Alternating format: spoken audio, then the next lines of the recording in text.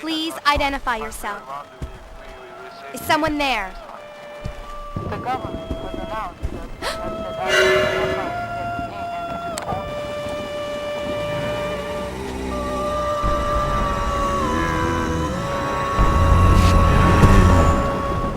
Resident Evil 0 takes place before the events that transpired in the original game, and it starts with the STARS Bravo team being sent into the outskirts of Raccoon City, where they have to investigate a series of killings where the witnesses say they saw monsters and other various sorts of horrid creatures involved. One member of this team, Rebecca Chambers, while searching through this area, finds an overturned MP Jeep where she finds a document that says that these military police were escorting a prisoner named Billy Cohen.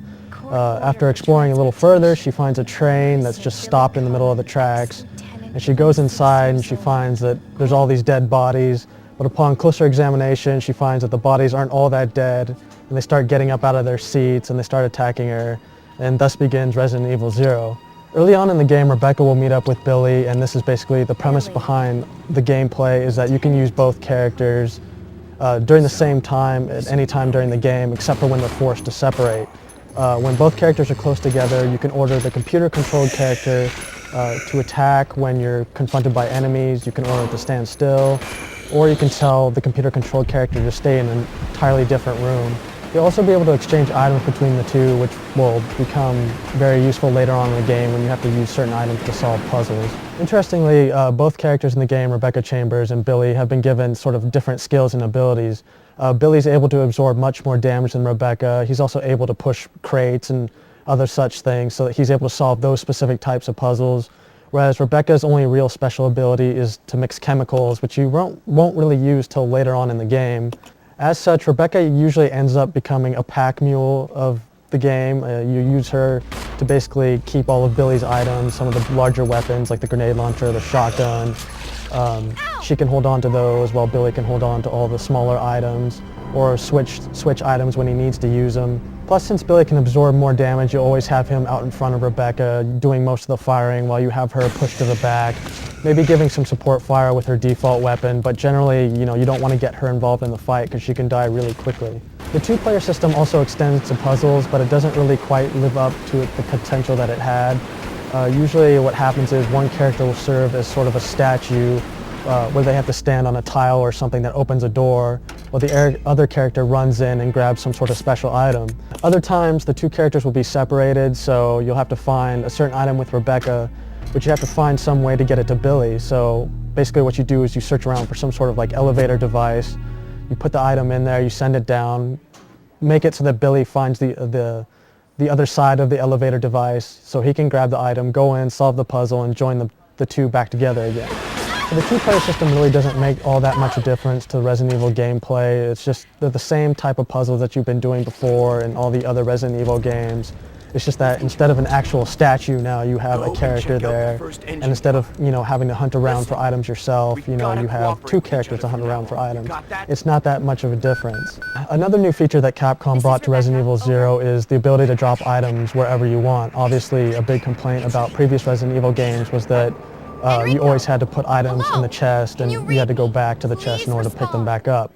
But really, this becomes the same problem in Resident Evil 0. You usually end up putting items in a safe area, where you can save the game so that when you restart, you can, decide what items you want to bring with you the next time you go out. So really, you run into the same problem of dropping items in a specific room, going out, running back and forth constantly to get items. It doesn't really change all that much.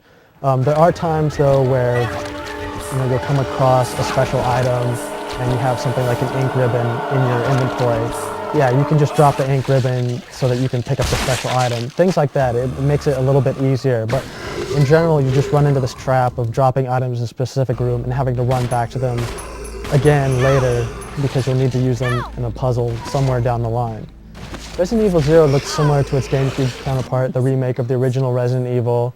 You'll see highly detailed pre-rendered backgrounds that have small bits of animation in them thanks to a technology that Capcom and Nintendo developed to kind of seamlessly integrate FMV into pre-rendered backgrounds. This is especially noticeable in the train level where you see bottles sway back and forth as the train's moving. You see little ripples of water in like pots and pans and such. When you go outside the train, you'll see the forest like rushing by you, as well as rain effects coming down on the character. Also, the lighting in this particular level is really well done. You know, when you're inside of a train, you go past a light source, it just kind of flickers in through the windows.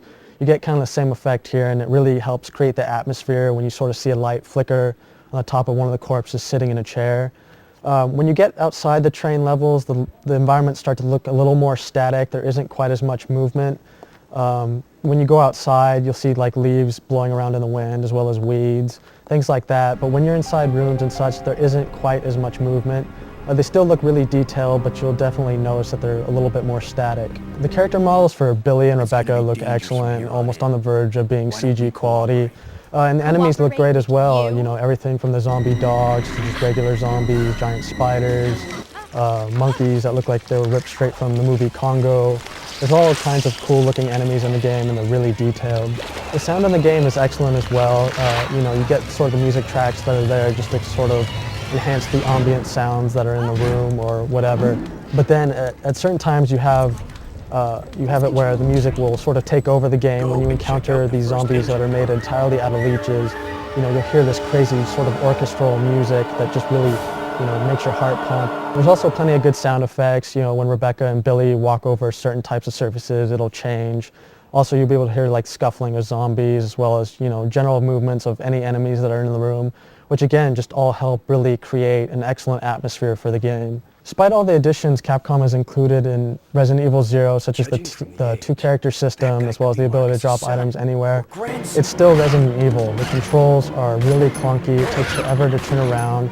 Resident Evil isn't the type of game where it's, you know, run and gun, you need to be moving around at all times, but it's really sort of frustrating just to try and run past enemies and only to have them grab onto you because the controls just aren't precise enough. Also, the game uses the same save system with the ink ribbons, but usually there's plenty of them around, so you really won't be able to complain about, you know, having or running out of saves or anything like that. So basically what it comes down to, if you didn't have a problem with any of the controls or anything like that in the previous Resident Evil games, you're a fan of the story, then you'll love Resident Evil 0. If you're one of these people that's kind of casually played the series over the past few years, you'll probably still find it a little bit problematic and not quite as enjoyable as the hardcore fans would.